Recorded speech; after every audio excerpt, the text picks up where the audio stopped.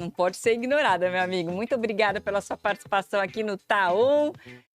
Chega também, ela está lá no hotel em que o Flamengo está concentrado, em frente ao hotel. A gente já vai ver a imagem agora para ter certeza. E a Mari Capra vai trazer informações do Flamengo para a gente continuar nossa... Ah, ela está em frente ao hotel. Pronto, agora já tenho certeza. Bom dia, Mari, tudo bem? Bom dia, amigos do F360. Bom dia aos fãs de esporte. Exatamente, eu estou aqui na frente do hotel em que o Flamengo está concentrado aqui em Porto Alegre, no bairro Moinhos de Vento, né? Um dos bairros mais renomados aqui da cidade.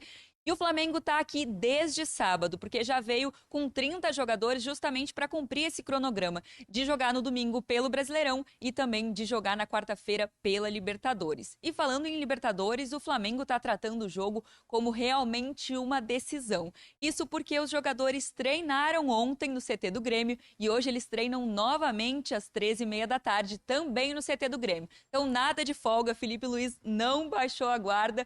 Realmente os jogadores estão, né, treinando, se preparando para esse confronto, então nada de descanso. E o Flamengo também está contando muito com o apoio da torcida. A gente pôde ver no Beira-Rio no domingo que o setor visitante estava cheio. E aqui no hotel também, na hora de saída para o treino, na hora de chegada dos jogadores, mais à noite, ali por 6h30, 7h, eles também têm comparecido em peso aqui para apoiar, para pedir autógrafo, pedir fotos, enfim. Então a gente vê também por aqui pelo hotel muita movimentação desses torcedores do Flamengo. E quem falou sobre a importância desse jogo foi o goleiro Rossi. Nós vamos ouvi-lo agora. É uma final, vai ser um jogo muito disputado, um jogo muito importante. A gente chega com uma vantagem que conseguimos lá no Maracanã, mas é um jogo à parte. É um jogo totalmente diferente do que já aconteceu. A gente tem uma vantagem, mas não tem que se deixar influenciar por isso, porque a gente sabe que se não tomar um gol, vai classificar, mas mesmo assim a gente não vem para se defender no jogo, a gente vai jogar o jogo de igual a igual, a gente vai para o jogo para vencer, e isso aí nos vai deixar mais perto da classificação ainda. Aí a fala do Rossi, e se restava alguma dúvida de que o Flamengo ia vir para Porto Alegre para jogar para cima, ela já não existe. Apesar do Inter precisar do resultado e muito provavelmente vai jogar mais ofensivo para ir para cima do Flamengo, a ideia do Flamengo é não jogar atrás, não jogar só pensando na defesa, mas sim também propor o jogo. Volto com vocês. Interessante, né? E trouxe a Mari acompanhando a fala do Rossi, né? Ele diz ali, o Rossi, que se não sofrer gol, classifica, óbvio. Né? Joga pelo empate. Ao mesmo tempo, não podemos ficar só nos defendendo. E aí, professor? Até porque ele é o goleiro, né? Está legislando em causa própria. Está lembrando que se ele passar em branco, o Flamengo passa. Bom, o Flamengo não sabe jogar só na defesa. Será uma grande surpresa ver o Flamengo jogando na defesa. Nem a torcida do Flamengo quer ver isso. Totalmente fora da curva do que é o jogo do Flamengo. E por falar em fora da curva, o Lúcio lembrou a possibilidade do Inter aumentando ao fazer um jogo perfeito, que é algo que o Inter não tem feito. O Inter não tem feito jogos próximos da perfeição, que é perto disso. Então, é contar com uma grande virada no jogo do Inter. O Flamengo hoje não precisa de uma grande virada no seu jogo, não só por causa do resultado, pelas características desse confronto. O Inter precisa de algo a mais, e nesse tipo de confronto equilibrado, às vezes nem o seu algo a mais conta. Você tem que contar também com algo a menos por parte do adversário. Isso é difícil, até porque o Flamengo tem um algo a mais em relação ao primeiro jogo do confronto, né, Mari? A Arrascaeta, não é isso? Exatamente, o Arrascaeta tá de volta e eu tava falando que ele dá uma dor de cabeça boa pro Felipe Luiz. Porque o Felipe Luiz tem muitas boas opções, tanto no time titular quanto no banco. E agora, com essa volta do Arrascaeta, ele vai precisar entender se ele vai tirar ou o Gonzalo Plata ou o Luiz Araújo. Um dos dois deve dar lugar ao Arrascaeta e a tendência é que seja o Luiz Araújo, justamente porque o Gonzalo Plata tem mais essa questão de visão de jogo, né? Então ele deve ir com Arrascaeta e o Gonzalo Plata. Então, Luiz Araújo deve ser a tendência de ir para o banco. Esse algo a menos do Flamengo, concordo que é difícil, mas não é impossível. O Flamengo acaba de... O senhor vai falar para secar o rubro-negro? Eu vou só lembrar, vou informar que o Flamengo acaba de perder uma vaga na Copa do Brasil por conta de uma saída de bola, num jogo. Assim, em entendi. casa. O Atlético Mineiro. Ele perdeu uma bola sim, na é saída verdade. e perdeu a vaga. É verdade. Então não é um time perfeito. Gol do Coelho. Tem também Foi? suas imperfeições. E a Mari trouxe a informação, né, dessa dúvida do Felipe Luiz. Eu não tiraria nem Plata nem Luiz Araújo. Iria com os dois, com a Rasca. Eu sacaria, na comparação com o primeiro jogo, o Bruno Henrique. Eu entendo que o Bruno Henrique fez o gol, tem estrela para esses momentos, mas pensando no Sem Inter. Bruno Henrique e sem Pedro?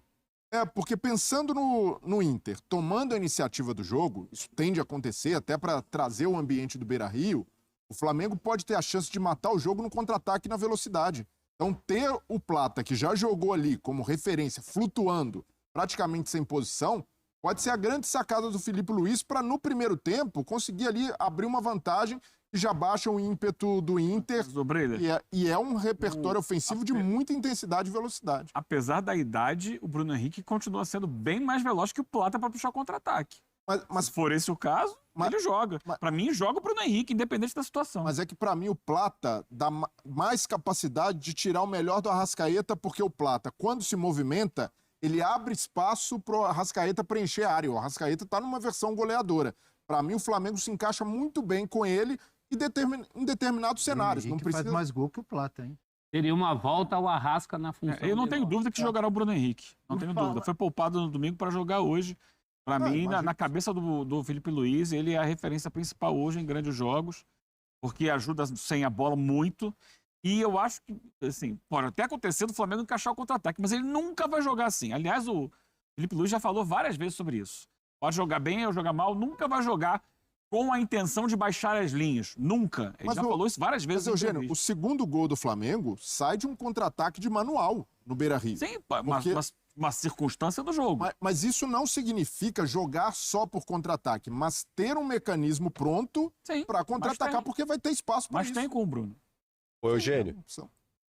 Diga, Berton. O Felipe Luiz fala sobre isso. O Felipe Luiz fala sobre isso na última entrevista coletiva aqui no Beira-Rio. Quando perguntado sobre a maneira do Flamengo de jogar, ele diz: olha, a maneira do Flamengo não muda. Tá no DNA. Né? A gente joga para cima, pressionando o adversário, assim como o Inter, que também gosta de jogar pressionando, mas a gente joga pressionando o adversário e finalizar o máximo que a gente conseguir no gol adversário. Falou sobre isso aqui no Beira-Rio no domingo após a vitória por 3-1. É um dilema maravilhoso, não é, senhores? Todo técnico ter esse leque de opções. A gente discutia aqui, até para fazer um paralelo antes de entrar no ar, o que o Inter vai fazer ofensivamente, né? Porque aqui o problema é a falta de gols, não é o excesso de gols, né? Eu acho que ele tem sim um papel de... Não que o time dependa dele, assim como o time do Inter dependa do Alan Patrick, mas o Arrascaeta volta agora e ele já é titular absoluto. Independente do Flamengo ter jogado muito bem no primeiro tempo, do jogo de ida, né? A pergunta é realmente quem sai para a entrada do Arrascaeta. Então, eu vejo ele como uma peça fundamental no time do Flamengo. Acho que hoje, nesse contexto, né, de futebol brasileiro, de Libertadores, não tem como o Flamengo jogar sem o Arrascaeta, com o Arrascaeta estando disponível assim.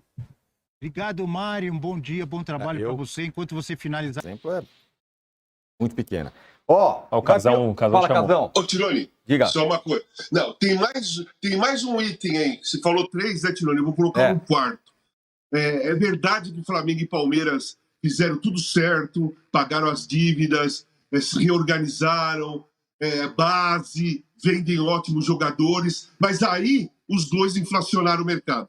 Porque eles têm dinheiro, eles contratam jogadores e pagam um alto salário. Aí, todo jogador que vem para cá, ou todo jogador que vem de fora, ou qualquer contratação que os outros times vão fazer, o pedido dos empresários, dos jogadores, é de salário altíssimo, né? Porque Flamengo e Palmeiras começaram a pagar salário alto. Não é uma crítica ao Flamengo e ao Palmeiras, não. Eles inflacionaram o mercado porque eles têm dinheiro para contratar jogadores que custam caro, né? E aí, por exemplo, o Corinthians tem uma folha salarial, se não me engano, é a terceira folha salarial do país, e está devendo mais de 2 bi, e está lá correndo risco de entrar na zona de rebaixamento. Em 2 rodadas, na próxima rodada, dependendo dos resultados, ele pode estar na zona de rebaixamento. Por quê? Você acabou de contratar o Vitinho, que não joga há 2 meses, R$800 mil por mês. Você trouxe o Coronado, que ninguém conhecia, não jogou em nenhuma grande liga, 2 milhões por mês. Você traz o Memphis, ok, 4 milhões por mês.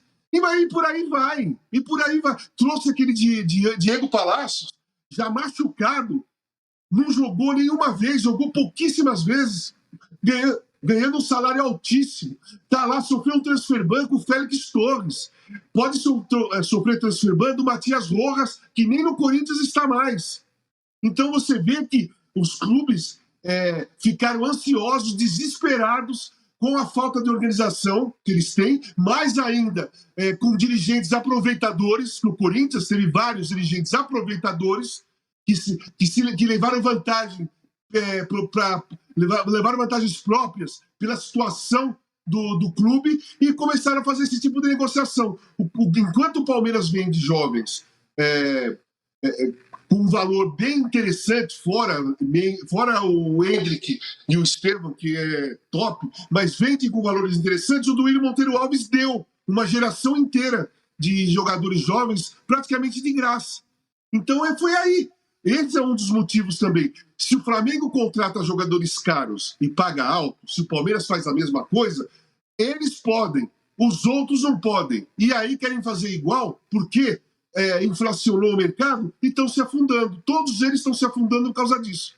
Ótimo ponto, Casão. Fala, pessoal. E o Abel falou sobre o Flamengo, né?